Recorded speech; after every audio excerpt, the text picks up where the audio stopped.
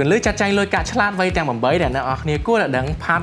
1 ទី1តម្រូវការនិងការចង់បានអញ្ចឹងមុននឹងយើងទិញអ្វីមួយក៏ដោយយើងត្រូវសួរខ្លួនឯងថាតើយើងពិតជាត្រូវការវាមែនឬគ្រាន់តែចង់បានទេព្រោះពេលខ្លះយើងឃើញរបស់នឹងភ្លាមយើងគិតថាយើងត្រូវការវាប៉ុន្តែគិតឲ្យមែនតែនទៅវាដូចអត់មានចាំបាច់អីផង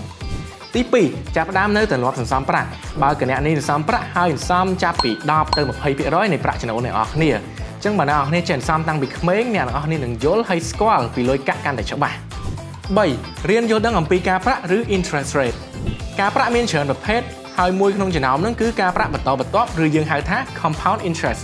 បើនិយាយសាមញ្ញទៅការប្រាក់ហ្នឹងវាកើនឡើងជាប្រចាំសំកាន់តែយូរការប្រាក់ឡើងកាន់តែច្រើនទី4តាមដានលុយកាក់តាមដានចំណូលនិងចំណាយរបស់អ្នកទាំងអស់គ្នាឲ្យបានច្បាស់លាស់ធ្វើយ៉ាងម៉េចក៏ដោយកុំឲ្យចំណាយហ្នឹងធំជាងចំណូលឲ្យសោះហើយបើអ្នកទាំងអស់គ្នាមាន VBF របស់ធនាគារវឌ្ឍនៈអ្នកទាំងអស់គ្នាអាចតាមដានលុយកាក់របស់អ្នកទាំងអស់គ្នាជាមួយនឹងមុខងារមួយឈ្មោះថាកំហុសសាច់ប្រាក់ឬក៏យើងហៅថា cash flow និយាយទៅងាយស្រួលយល់ហ្មងបើឃើញពណ៌បៃតងអានឹងមានន័យថាចំណូលបើឃើញពណ៌ក្រហមមានន័យថាអានឹងចំណាយហើយបើចំណាយយើងយ៉ាងធំជាងចំណូលហើយគប្បីអ្នកនរគ្នាចាប់ដើមគិតគូរលុយកាក់ហ្នឹងម្ដងទៀតហើយអញ្ចឹងជួបគ្នាម្ដងទៀតនៅវីដេអូ Part 2 VBN ងាយស្រួលសម្រាប់ជីវិតប្រចាំថ្ងៃ